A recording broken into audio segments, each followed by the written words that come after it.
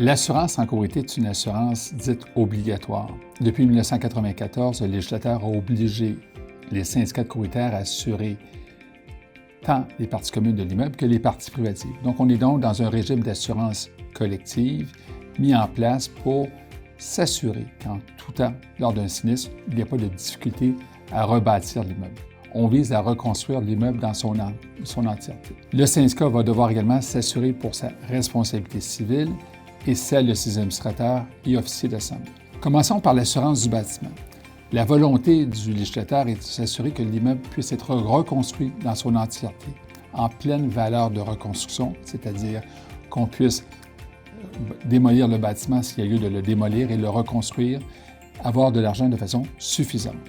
Cette assurance exclut par contre les améliorations que les copropriétaires ont pu faire dans leur partie privative au cours des années. Donc, le syndicat se doit aujourd'hui de faire un descriptif des parties privatives pour distinguer ce qui doit être assuré au chapitre des améliorations par les copropriétaires et évidemment le reste, c'est le syndicat qui assure le bâtiment. L'assurance responsabilité est importante parce que la loi prévoit, l'article 1077, que le syndicat est responsable des dommages occasionnés aux copropriétaires ou aux tiers par le vice de construction, le défaut d'entretien et le vice de conception.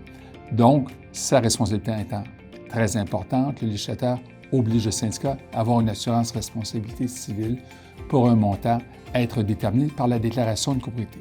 L'autre volet d'assurance responsabilité civile, c'est celle de ses administrateurs.